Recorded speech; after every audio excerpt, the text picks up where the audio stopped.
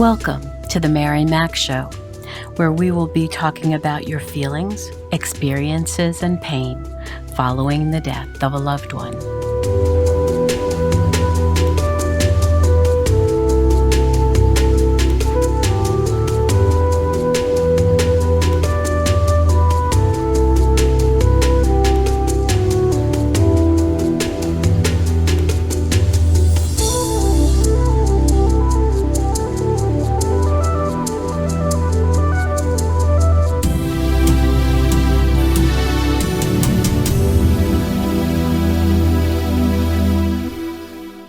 Good morning, good afternoon, good evening.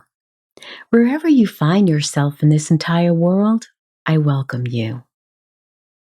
So how are you doing, my friend? How is this week treating you? Today, I'd like to talk to you about pet loss and how it affects us. First of all, there will always be people who cannot understand our deep love for our pets, and they also can't understand how we grieve after they are gone. Many think it is ridiculous to be grieving over a pet as we grieve for a human. But what they don't understand is, especially for those who have already experienced the death of a family member, partner, or friend, the additional loss of a pet, which may have been an integral part of our life and helped us get through the death of someone we love, can be a secondary blow. That pet got us through some very difficult times in our life. They were our companion, our comforter, the one who was so happy to see us when we got home each evening, the one who snuggled up close when we were sobbing, sometimes sobbing right into their coat. They were the ones who always tried to make us feel better when we were feeling so sad. They let us know we would get through this somehow. Companion animals shelter a heavy burden to bring us back to life when we thought we didn't have the strength to keep going. They grieve with us when the person who died was not only loved by you, but by your pet also. They know something is different. They know someone is missing, and they are also longing for your beloved, just as you are. But they try their best to be there for you when you are not feeling your best, when they know you are having a very bad day, and they look after you to do what they can to help cheer you. Yet now, it's their time to move from this life to the next, and you feel devastated. They were your rock. Perhaps after the death of that significant person in your life, they were the only thing you had left to be with you. They were your constant companion, and now they are gone too. But even if no other person has died, and this is your journey after the death of your furry friend, the pain can be just as deep and overwhelming as any person's death.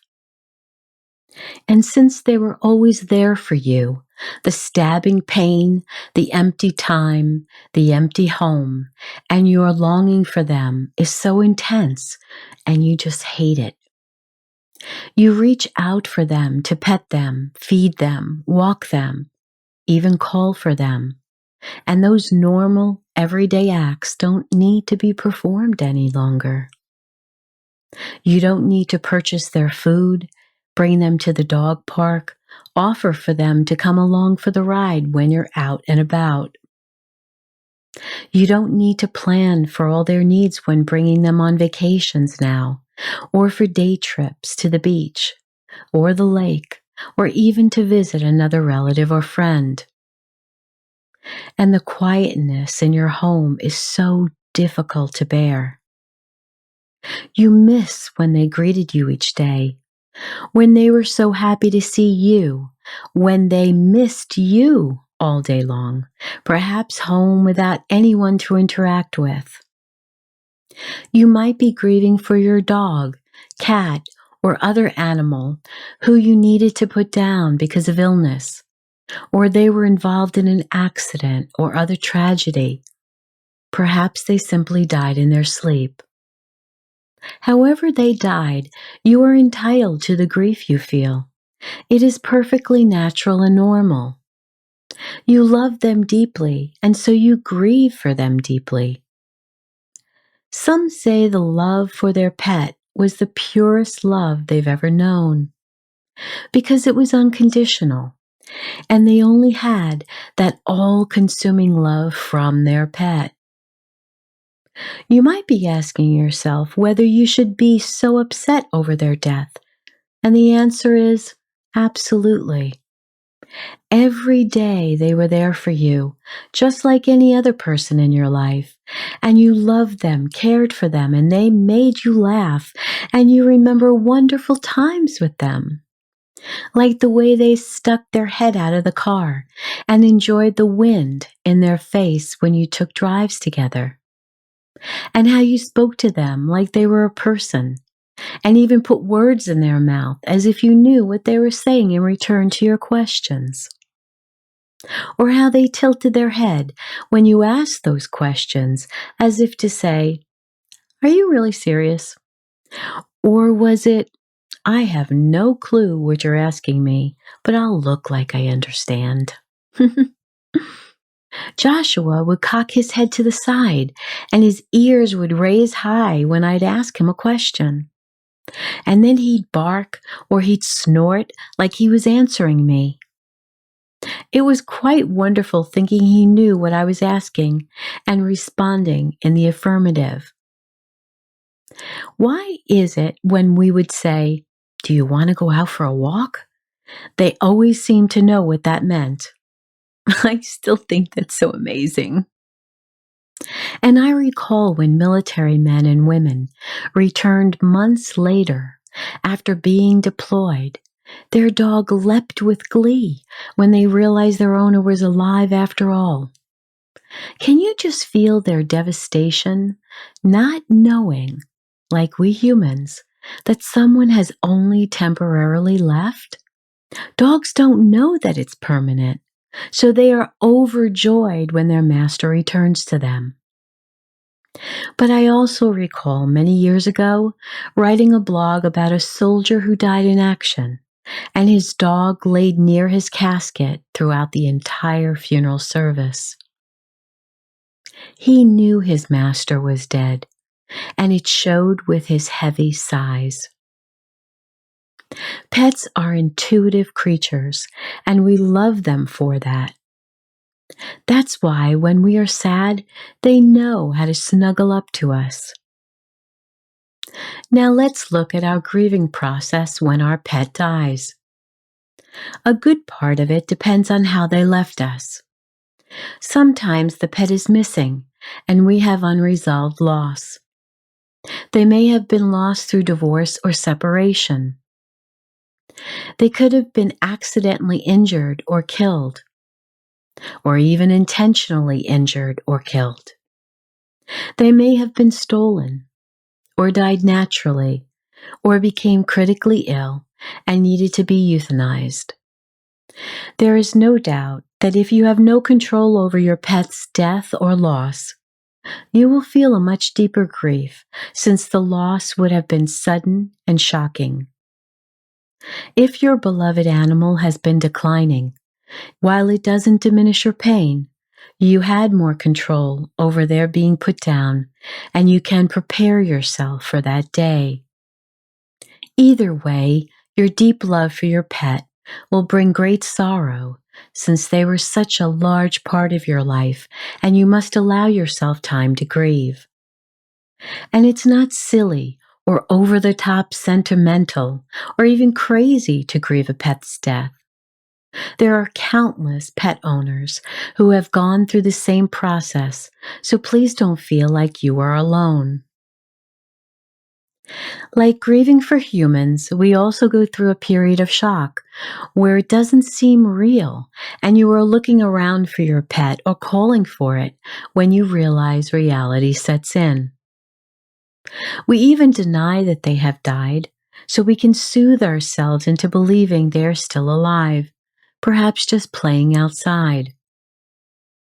We can also feel anger about the circumstances surrounding their loss, especially if it was sudden or the animal is missing, was lost, stolen, injured, or killed accidentally or intentionally, or even part of a divorce and you were separated from them beyond your control. You might be angry with a vet that couldn't save your pet, or the driver of a speeding car, even the actual disease that took their life. You might also be angry with yourself for leaving the gate open or not securing an area, and now you need to work toward forgiving yourself. It was not intentional, and you need to remember that. So if this is the case, please be kind to yourself and use the emotional freedom technique, which I've spoken about before, which will be an extremely useful tool to help yourself. The guilt of, if only I had been more careful, can be overwhelming, but EFT will definitely help you there. You might also encounter bargaining with God to see them one more time. And many pet owners have also dealt with depression, especially those who blame themselves for what they did or didn't do on behalf of the pet. Living life without loved ones is a very isolating and sad experience, and whether they are human or animal, they play a large role in our life, and the separation takes a long time to adjust to. It is their presence that we are longing for, that we miss terribly. The everyday interactions, the things we did together. Past episodes of my podcast go into depth about various aspects of grieving a human's death, but they could very closely align with the feelings and struggles we face after our pet's death. So please do listen in to those episodes which you feel would help you now. Next week, we will discuss even more issues that we deal with while grieving our pet's death. Meanwhile, I'm sending you big hugs and love. So now it's time to get up and move our bodies and dance. And while some may think it's a little strange, I want you to do it anyway, okay?